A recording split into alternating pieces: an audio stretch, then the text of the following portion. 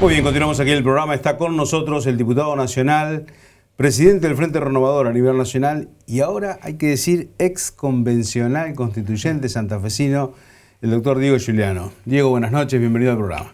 Un gusto, Darío, acompañarte siempre. Bueno, muchos títulos, muchas funciones y vamos a hablar de todas ellas, porque la verdad es que es imposible evitar de hablar el impacto de lo nacional hasta lo internacional ya en la economía doméstica y en lo que está pasando en el país. Y vos sos diputado nacional, un lugar neurálgico por estas horas, donde se está cuestionando muchas decisiones del gobierno nacional. ¿Cómo ves lo que está pasando y la relación hoy con la Cámara de Diputados especialmente? Bueno, la Cámara de Diputados y el Senado también creo que han recuperado el rol de control del Estado. Yo entré hace poco a la Cámara de Diputados, sí. Es mi primera vez en la Cámara de Diputados y lo que observo es que hasta ahora hacíamos de bombero, o sea, con las emergencias. La emergencia desde el punto de vista sanitario, la emergencia previsional, la emergencia de la universidad, la emergencia económica, financiera. Siempre de bombero y a veces al bombero casi siempre le pisan la manguera, porque imagínense que el presidente con el veto ha funcionado como un mecanismo no excepcional y extraordinario como dice la Constitución, sino la forma de gobernar, veto y DNU, decreto de necesidad de urgencia. El Congreso está recuperando su rol y creo que eso es importante en estos días, sobre todo con algunos casos, el caso Andís, el caso Españolo, con el caso Libra también, ¿no? Empiezan a destrabarse. Y esto hay que ser claro, esto tuvo que ver con la elección de la provincia de Buenos Aires. Después de que el gobierno sufra la derrota de la provincia de Buenos Aires por 14 puntos, algo que nadie imaginaba, se descomprimió un poco la cuestión en el Congreso y se permite avanzar. Por ejemplo, citar a los funcionarios vinculados al caso de los medicamentos. Por ejemplo, citar a Karina Milei. Por ejemplo, trabajar en lo que es los controles en general de los DNU. Con los temas estos creo que se da una cuestión muy particular. En general los hechos de corrupción son denunciados por los jueces o por la oposición. Acá hay una suerte de confesión del mismo gobierno. Y entonces esto ha generado, sin duda, la necesidad de investigar, de avanzar. Y así en varios temas, ¿no? Creo que el Congreso se puso de pie.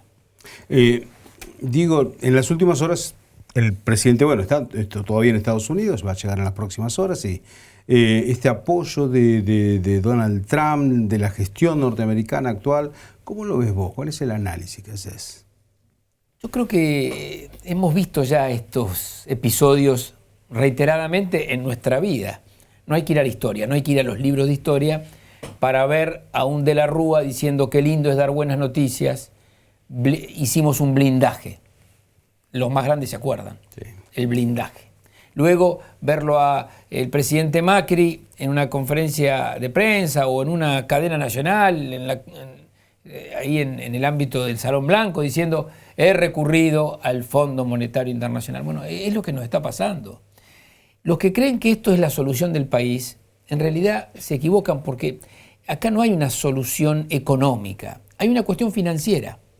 En realidad Estados Unidos con el Tesoro está invirtiendo esos recursos para que los bonistas y los accionistas salgan de alguna manera, para que no pierdan más, porque se dio en la semana pasada una escalada del mercado en este sentido.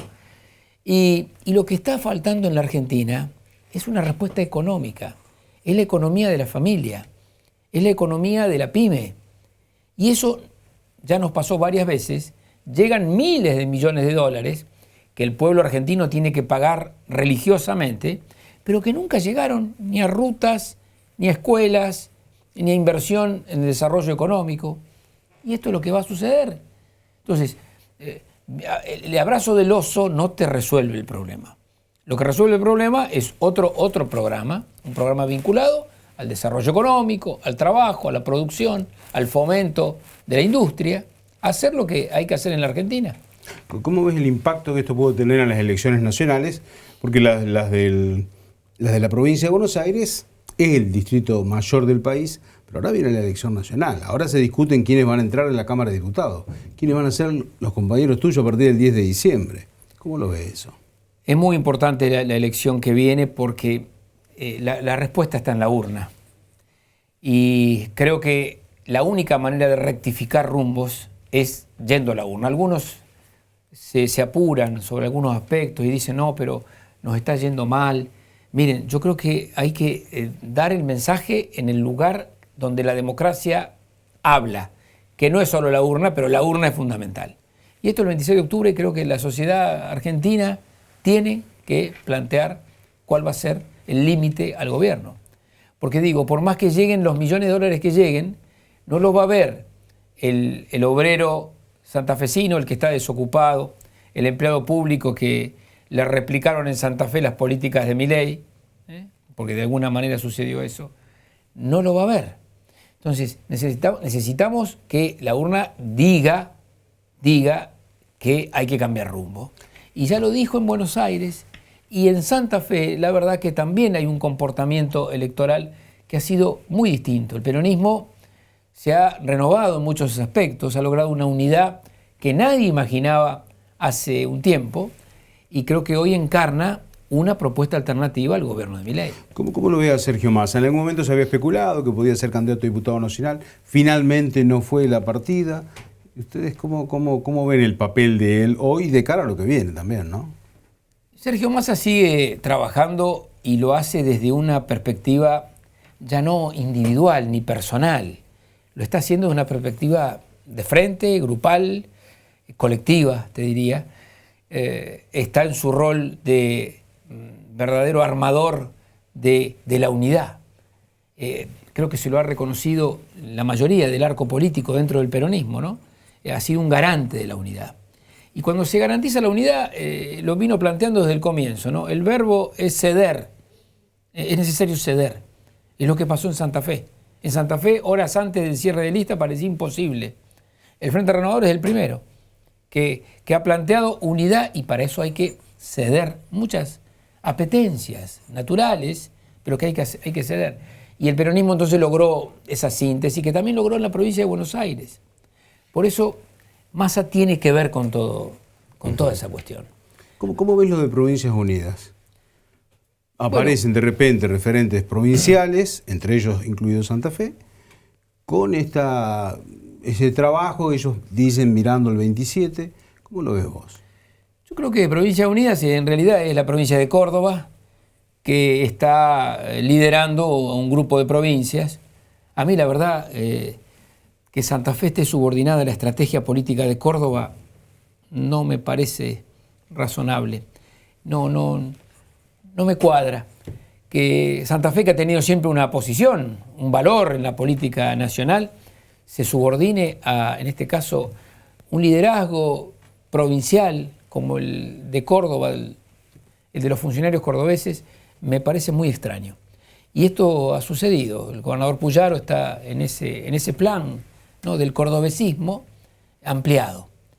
Y yo espero que, por lo menos reflexionen en este sentido.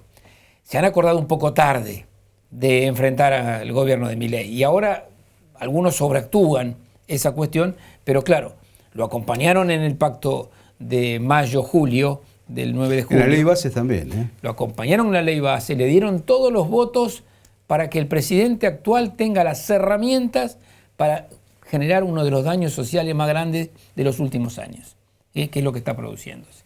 Y además replicaron en sus provincias las mismas figuras. En Santa Fe quedó claro, ¿no?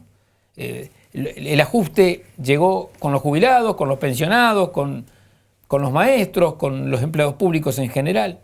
Entonces, primero, una estrategia que se hace en la provincia, en este caso en la provincia de Córdoba, Santa Fe allí, y además con ese espejo con Milei, que por más que ahora, después del 7 de septiembre, día de la elección de la provincia de Buenos Aires, intenten cambiar su discurso, es un poco tarde, porque le han dado todas las herramientas para el ajuste, para la destrucción de la malla productiva como la están produciendo.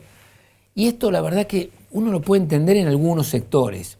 Los financieros, los que viven de la timba en ese sentido financiera, pero en provincias productivas, en provincias que viven de la industria, de la agroindustria, de los alimentos, del campo, del comercio vinculado al campo, de provincias que tienen ese enorme impacto y desarrollo económico. Es decir, ir con políticas antieconómicas y profinancieras, como es la que lleva adelante el gobierno nacional, la verdad que me resulta inexplicable. Diego, te traigo al tema de la reforma de la Constitución, ahora que ya pasaron varios días y ya sale uno de la efervescencia y de la tensión, que en algunos momentos hubo, en otros no. ¿Cuál es el balance que podés hacer? Porque vos sos un hombre del derecho, pero además del derecho constitucional, un docente. En algún momento decíamos que era como estar jugando el Mundial para vos y para los que se dedican al derecho constitucional. Y ahora con el paso de los días, ¿cómo ves lo que ocurrió? Hay una cuestión general que me parece que hay que tener en cuenta, ¿no? Santa Fe resistió, y esto lo valoro, resistió al mal de época. O sea, nosotros teníamos una constitución muy sabia, la de 1962. La generación del 62 nos dio dos pilares sobre los cuales se construye Santa Fe provincia: el desarrollo económico y la justicia social. Esa fue la gran síntesis de Silvestre Béniz, que tomó los valores del justicialismo, proscripto en esa época, y tomó los valores del radicalismo y generó esa constitución realmente sabia que soportó dictaduras y estuvo siempre presente en la vida política santafesina. El mal de la época, ¿cuál era? Ir a una constitución libertaria, es decir, caerse de los valores santafesinos, ir al tema de la destrucción del Estado, del desprecio al mundo del trabajo. Y eso Santa Fe en esta convención constituyente, y yo valoro al oficialismo y a las oposiciones, lo ha podido superar. Creo que hundimos las raíces en esa convención constituyente, hundió las raíces en los grandes valores de Santa Fe, que son los valores de justamente el trabajo, de la producción, de la construcción, y eso fue superado. Luego viene la Constitución. Cuando se superó la pulsión del gobierno provincial por su autorreelección, que estaba presente. Sí. Era muy fuerte. Y que fue el escollo de que no se reformara antes. Y que fue el gran trauma. Ahí yo creo que en la primera sesión fue eso, lo hicieron rápido. Ahí se permitió un diálogo mucho más genuino y salió la estrella de la Constitución, que es la autonomía de los municipios. Esta Constitución, si por algo va a ser recordada, es por ser la Constitución de las autonomías. No de la autonomía vieja, la autonomía que se mira al ombligo de las ciudades, sino la autonomía proyectada, moderna. Hay dos herramientas en la Constitución que son muy importantes. Una herramienta que puede servirle a las áreas metropolitanas, a Santa Fe Capital, a Rosario, quizá también a Reconquista Avellaneda, que es la de construir metrópolis, incluso metrópolis transprovinciales, como puede ser la de Santa Fe Capital con Paraná. Es decir, encontrar una escala de alto impacto en todo lo que es la economía y lo social.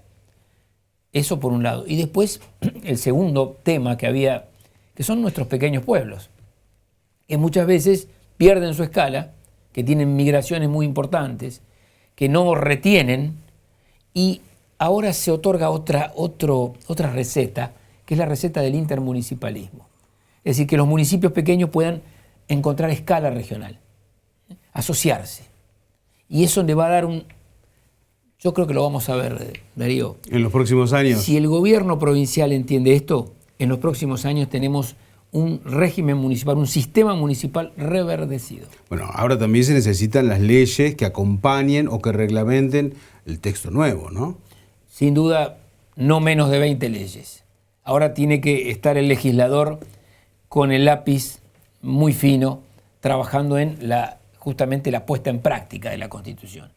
Porque la Constitución tiene otra cosa, una ampliación de derechos fuerte, algo que superó la época, y la actualización, los derechos digitales, la intimidad frente a la tecnología, todo eso es muy importante. Pero además se ampliaron las garantías en la Constitución. Al revés de lo que ustedes se acuerdan cuando el gobernador dijo en un momento: quiero una Constitución sin garantías. Bueno, eso afortunadamente no pasó. No sé si se convenció. Hay dos temas en la Constitución que son virales. o que son negativos. Son dos virus. ¿Cuál? Es el indulto.